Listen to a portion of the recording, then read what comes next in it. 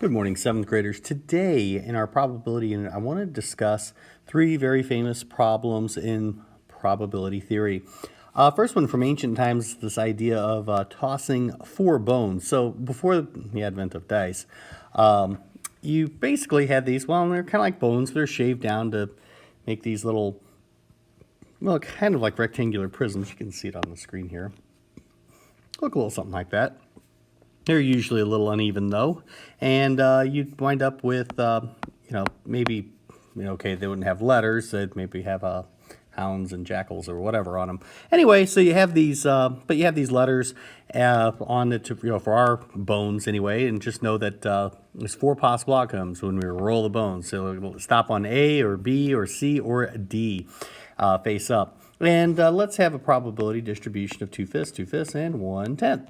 So what is the probability of tossing the sequence A, B, C, D, referred to as a Venus throw in ancient times there? So if you throw those bones in that manner, what's the probability they can come up that way? That is, so let's figure this out first. We'll notice, this is going to be all the outcomes from A, B, C, D, A, B, D, C. A, C, B, D would also be a Venus throw. And go all the way down to D, C, B, A. Well, let's see. We're going to determine, to figure this out here, we're going to determine the probability of, actually tossing, that sequence. So that is to say, in this case, we'll say it's 2/5 probability to get A, 2/5 probability to get the B, 1/10 to get the C, 1/10 to get the D. I can actually do some simplification here. These 2/5, and I can knock down to a 1 and a 5. And I'll take this 2 and 10, knock down to a 1 here and a 5 here. 1 to the 4th power over 5 to the 4th power. That's only a 1 in 625 chance, but wait. There's multiple ways we can have A and a B and a C and a D, because as indicated right here by the set of V down here. We want to determine how many outcomes there are in V. So one way to do that is just ask yourself, well, let's simplify this. How many outcomes will start with A? And when we do that, if we do it like this, if we say outcomes that will start with the A, B, C, and D, that's three things to arrange. You may recall when we are arranging three things, that's 3 times 2 times 1. So I could have A, B, C, D, A, C, B, D, or A, C, D, B, I should say. A, B, D, C. That looks good. I could have A, C, B, D. Maybe I have A, D, B, C, and A, D, C, B. So that's 6, just like I predicted, because 3 times 2 times 1. And obviously there's, since, think about it here, there's just as many to start with the B and C and D. So really I could take these, this grand total here was 6. I could just multiply that by 4. And ultimately this leads us to our fundamental counting principle, of course, is that, when I'm arranging these objects, 4 times 3 times 2 times 1, there have to be 24 ways to do so. Okay. So if there's 24 ways to do so, the probability of a Venus throw here, we can just simply say 24 times this probability of 1 over 625. And the total probability of getting any particular Venus throw will be 24 over 625, which is really just roughly about 4%. I think I rounded it off to 0.0384, so almost 4%. Okay, so those throws are relatively rare. It only happened like once every roughly 25 times. The next problem I want to talk about is the problem of Galilee. And this was a question that happened when you're tossing 3 fair dice. Why do you get a total of 10 more often than a 9, in spite of the fact the sums can occur 6 ways? That is to say, when we're rolling a 9 with 3 dice, that could have been accomplished with a 3-3-3, right? Like that. Oh, well, let me not put commas between those. I'll say 3-3-3. Maybe a 2-2-5 would work. So would 1-3-5. 2-3-4. 2 plus 3 plus 4 would work. 1 plus 2 plus 6 would work. 1 plus 4 plus 4 would work. And I don't think I've repeated any, have I? I don't think so. Yeah, so I've got 6 different ways I can roll a 9. There's 6 different ways I can roll a 10. 1, 4, and 5. 1, 3, and 6. 2, 3, and 5. 4, 2, 4, 4. So yeah, through the Middle Ages, though, people didn't have internet back then, folks, and there's no Netflix either. They had to entertain themselves, and one way would be play these dice games. And yeah, this puzzled people throughout the Middle Ages, and Galilee was the first to observe that the order of the dice matters. Check it out. When I have, rolling a 1, 2, and 6, there's actually 6 different ways I could throw that. And there's 6 different ways I could throw a 1, a 3, and a 5. But the 1, 4, and 4, in fact, there's only 3 ways to throw a 1, 4, 4. There's only 3 ways to throw the 2, 2, and 5. Oh, sure, there's 6 ways to throw a 2, 3, and 4. But check this out. There's that 3, 3, 3. There's only 1 way to throw triples. So over here with the 10s over on the right side, we'll see that, again, 6 ways to throw, 1, 3, and 6. 1, 4, and 5 has 6 ways to get there. But 2, 2, 6, it's only 3 ways. 2, 4, 4, only 3 ways. 2, 3, 5, yeah, there's 6 ways. 2, 3, 4 again had only 3 ways. See how there's more 10s possible? Yeah, indeed, if we add these up, on this side I have 27, and when I add up all the ways to throw a 9, that winds up being 25. It adds to 25. Now, the denominators on these, hopefully you recall that there's 216 different ways to roll dice. That was my introductory game, wasn't it? So, so the probability of throwing a 9 is 25 out of 216. Probability of throwing a 10 was 27 out of 216.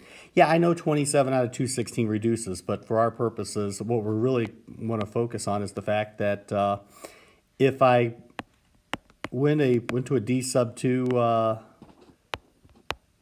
estimation, that is something that give me a percent. Yeah, the 9 wins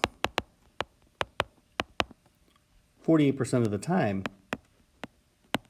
The 10 gets there 52% of the time. If you that is, and by this I mean to say, if you're actually rolling these dice, 25 out of 216 compared to 27 out of 216. If every other roll we just didn't count, that was the idea here. Is you're trying, I'm trying to roll a 9, you're trying to roll a 10, and any other if we rolled something else, whichever one got their roll first was the winner. Yeah, people quickly surmise. So check this out: the 10 wins more than the 9. Not by a bunch, but you can see it's 52% to 48%. The third problem was the problem of dividing a pot. 2 gamblers each put $50 into a pot. They then each made a sequence of spins on a fair spinner. Each spin scored one of the players a point. Okay, so we can kind of start drawing this here. So player A and player B and so forth. Okay, and they each have a probability of winning as 1/2, right? So they were forced to end the game, however, when player A had 9 points and player B had 8 points. So right now the score is A, A has 9, B's got 8. So they're forced to end the game. How should the pot be split? How would they split that $100? Each put $50 in, mind you. So it's $100. It's not correct to say 50-50, nor would you say, well, A is ahead, therefore he should win. No. Instead what we do, we game this out to ask ourselves what would happen, what's the probabilities here if we continued the game. That is, if it's a 50-50 shot, they're doing a spinner, that's a fair spinner. In this case, player A is a winner, 10 to 8. If B wins this game, now the score is 9-9, and they got to go one more time. And this is a case where A wins 10 to 9. In this case, B wins 10 to 9. So, what are the probabilities of these outcomes from this point? Well, Probability of A winning 10 to 8 is 1/2. Probability of B winning consecutive games, 1/2 times 1/2 is 1/4. Probability of A winning the winner-take-all game at the end is 1/4. So A, as we can see, has what we're going to refer to as 3/4 equity. The equity for player A is 3/4 of the $100, and therefore player A's equity at this point in the game is $75. Player B's equity is only 1/4 of that. That's $100. Yes, so that's the fair way to split the pot. But what if we're splitting up 3 ways? We're going to do the same kind of game, except now it's a fair 3-outcome spinner, and each player is putting in $9, so that's going to be $27, and there's a reason we're doing that, so the money divides up nice and evenly. So this is going to be a much more detailed drawing here. I'm going to need a lot more layers, because player B, let's see, where we need A just needs to win 1 more time, okay? And B's got to win 2 more times, C's got to win 3 more times. All right, so if A wins, let's make this first one A. A is going to win 1/3 of the time, and in that case, yeah, let's say the scores were 9 to 8 to 7. So now player A wins 10 to 8 to 7, and we're done. Now, if player B wins, and that should happen 1/3 of the time, let's see. If player B wins, now the score is, because remember what I said it's 9-8-7. Now it's 9-9-7. We got to play again. So, and we'll do that. We'll say over here, A will win, B will win, C will win. These should each happen 1/3 of the time. So, and in this case, player A is going to, this case, player A wins now 10 to 9 to 7. B wins 9 to 10 to 7. If C happens to hit this one, now we're up, let's see, we're at 9-9-8. Cool. And, okay, so now I'm going to continue the game. It's possible C could win still again, by the way. So again, if A happens to win this time, A wins 10 to 9 to 8. B's going to win 9 to 10 to 8. C, if this happens, now we're just 9-9-9. Now winner takes all in this last one. This last roll, we are definitely going to end the game here. A, B, C. One of these people has to win now. That's all there is to it. So, I still have the C I've got to contend with here. So let's consider what happens if C wins that first game. If C won the first game, by the way, the score is now 9 to 8 to 8. There's going to be a lot of outcomes over here. All right. So A, obviously if A wins, game's over. 10 to 8 to 8. If B wins, it's 9 to 9 to 8. If C wins, it's 9-8-9. And again, every branch here has a 1 in 3 probability, you understand. So here we go. Here's A, here's B, here's C. If A wins, it's over. 10 to 9 to 8. B wins, it's over. 9 to 10 to 8. If C wins, you gotta play one more time. So, and because the score is 9-9-9, and we have a winner-take-all game. A, B, and C. That's good.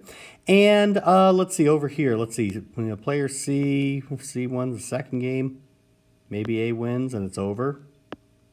Maybe B wins and we need a winner-take-all game again. Look at that. And if B wins, we're at 9 to 9 to 9. And now we got to do one more game. Told you this was going to get really messy. Didn't believe me, but there it is. A, B, and C. Okay, so as we're looking at this, it might be helpful to just start coloring these things in. Let's go ahead and color in the outcomes where B wins with yellow. So I'll say B1, B wins on this one as well. B happens to win this and this and this. So we can figure out B's equity at this point. Player B, what are these probabilities to get to this point? Let's go ahead and use a different pen now. So for this one, the probability is 1/9. 1/3 times a third. To get to this point, you had to go 1, 2, 3 games. That's 1/3 cubed. That's 1/27. Same goes for this one. 1, 2, 3 games. So that's 1/27. Let's see. To get to this point, 1, 2, 3, and 4. So that's going to be 1/81. As is this one, 1/81. And this one, again, is 1/81. That's 1/3 all taken to the 4th power because it's 1, 2, 3, 4. 4 games to get to that into the branch. So B's equity on this is going to be whatever $27 times these fractions all added together are. So that's 1/81 times 3 plus 2 1/27ths plus 1/9. So when this happens right here, we can say, all right, we can add these probabilities together. Well, 3 times 1/81, of course, is 1/27. 2 times 1/27 is this. Oh, wait a second. 1/27 plus 2/27 is 3/27, which is 1/9. So all these numbers added all together here, it's going to add up to 2/9. The equity for player B is the probability he or she prevails. 2/9 times $27 is going to equal $6. See how that works? I would tell you if you wanted to compute player A, I'm running out of space here, and also I didn't mean to talk quite this long. I'll tell you that player A's equity is in fact going to be $19, because all the probabilities, all the probabilities added up times 27, it'll come to $19. I'll leave that to you. Anyway, complete through exercise 40. Be sure to hit the like button and subscribe to my channel. Have a great weekend, everybody. I will talk to you on Monday.